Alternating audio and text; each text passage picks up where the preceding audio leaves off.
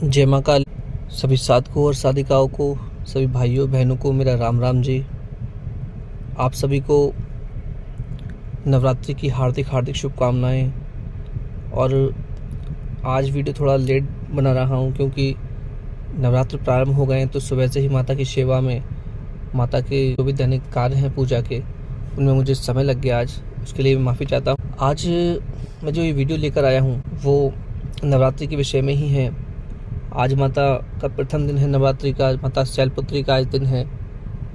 अगर आप लोग चाहें तो माता के 9 ही रूपों की आज ही पूजा कर सकते हैं, और आप चाहें तो माता शैलपुत्री अकेली की भी आज पूजा कर सकते हैं। मैं आपको आज एक विधि बताने वाला हूं, जिससे आप नवरात्रि के जितने भी लाभ हैं वो सभी आप ले सकते हैं 9 दिनों में। अगर आप लोग सुबह सुबह पूजा नहीं कर पाते हैं, कोई बिजनेस करते हैं, कोई काम करते हैं, उसमें आप पूजा नहीं कर पा रहे हैं, तो नवरात्र में आप समझिए नवरात्रि का मतलब क्या है। 9 रातें। जिसको भी कोई साधना करनी है, कोई मंत्र जाप करना है, उसको रात्रि में ही जाप करना चाहिए। अगर आप दुर्गा कवच करते हैं, दुर्गा चालीसा का पाठ करते हैं, या आप दुर्गा सप्तशती का पाठ करते हैं तो आप सुबह कर सकते हैं। लेकिन अगर कोई साधना कर रहे हैं, आप कोई मंत्र जाप कर रहे हैं, कोई सिद्धि कर रहे हैं, तो उसको रात्रिकालीन ही आपको करना चाहिए। क्योंकि रात्रि में माता विचरने के लिए, घूमने के लिए, सभी भक्तों को अपने आशीर्वाद देने के लिए निकलती हैं। तो आप सभी जब भी पूजा करें, सुबह भी पूजा करें और शाम को भी पूजा करें। सुबह भी आरती करें, शाम को भी आरती करें, ये बहुत ज़रूरी है। और आरती के बाद आपको भोग लगाना ये भी बहुत आवश्यक है। जो बंधु तांत्रिक साधनाएं कर रहे हैं, तांत्रिक सिद्धियाँ कर रहे हैं, वो रात्रिकालीन कर सकते हैं। सात्विक तरीके से कर रहे हैं माता की सेवा, वो भी रात्रिकालीन कर सकते हैं, क्योंकि नवरात्रि का ही महत्व है। अब मैं बताता हूँ आपको कि अगर आप कोई सिद्धि नहीं कर पा रहे हैं, कोई विषय आपके पास नहीं है सिद्धि का, या कोई मंत्र नहीं है, तो आपको माता का मंत्र जो है ओम ऐं ह्रीं क्लीं चामुंडाय विच्चे, इस मंत्र का आपको रात्रिकालीन जाप करना है। इससे ही आपको माता की असीम कृपा प्राप्त हो जाएगी, माता का आशीर्वाद आपको प्राप्त हो जाएगा। ये मंत्र महासिद्धियों को देने वाला है। इसी मंत्र का अगर आप नवरात्रि में जाप करते हैं तो माता की कृपा आपके ऊपर बन जाएगी। और ये समझ लीजिए कि नवरात्र से प्रारंभ करके आप इस मंत्र को आगे जब तक ले जाएंगे, माता का आशीर्वाद और माता साक्षात स्वरूप आपके साथ हो जाएंगे, आपका हर काम बनाने के लिए। क्योंकि मंत्र ये छोटा सा है, सब लोग इसको जानते हैं। ओम ऐं ह्रीं क्लीं चामुंडाय विच्चे। साधना की आपको नहीं करनी है, केवल आपको भक्ति भाव से इस मंत्र का जाप करना है। एक माला जाप आप कीजिए 9 दिनों तक। अगर ज़्यादा लंबी साधना कर सकते हैं तो आप 11 माला 9 दिन तक कीजिए। नवरात्रि में आपको बहुत लाभ होगा। आपके जितने भी काम बिगड़ रहे होंगे सभी काम बनना स्टार्ट हो जाएंगे आपका।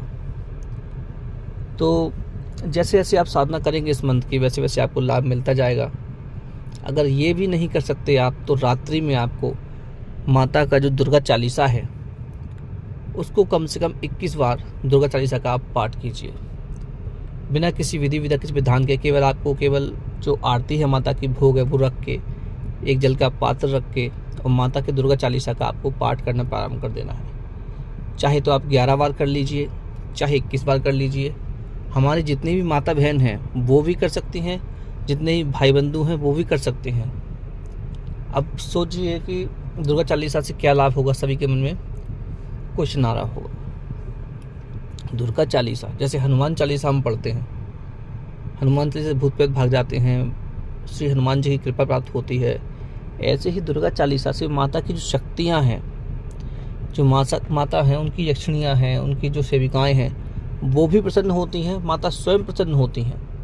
और कोई ना कोई शक्ति हमारे पास ऐसी विराजमान हो जाती है जो हमारे कार्यों में हमारी सहायता प्रदान करने लगती है, हमको हमारा हर काम बनाने लगती है। दुर्गा चालीसा से मैंने, जो हमारे एक बड़े भाई थे, उनको जो दिव्य दृष्टि होती है वो तक आते मैंने देखा है, केवल दुर्गा चालीसा के पाठ से। नवरात्रि में वो कुछ नहीं करते थे, केवल पाठ करते थे दुर्गा चालीसा का, और वो करते थे 51 बार, सुबह 51 बार, शाम को 51 बार। उनको दिव्य दृष्टि तक प्यार प्राप्त हो गई थी।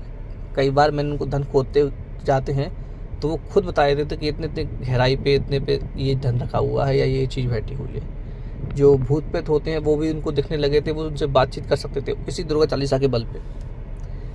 इसीलिए मैं आपको यही सलाह दूंगा कि अगर आप ज़्यादा कोई बड़ी साधना नहीं कर पा रहे हैं तो आप दुर्गा चालीसा का पाठ कीजिए और माता की कृपा आपके ऊपर बरसेगी।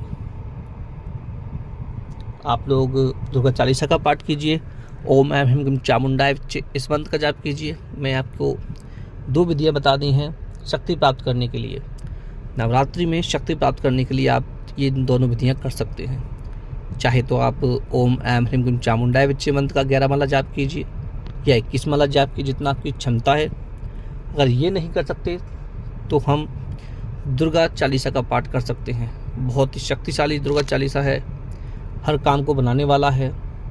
और मैं आपको यही बताऊंगा कि पहले आप भक्ति में आइए, भक्ति के बाद माता से शक्ति प्राप्त कीजिए, उसके बाद साधनाओं में जाइए।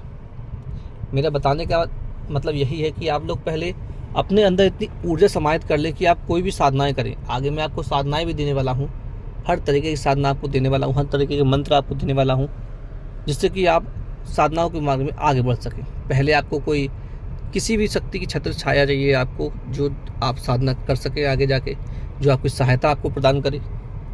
इसलिए आप इस नवरात्रि में जितना हो सके दुर्गा सप्तशती का पाठ कीजिए, दुर्गा चालीसा का पाठ कीजिए, सिद्ध कुंजिका स्तोत्र का पाठ कीजिए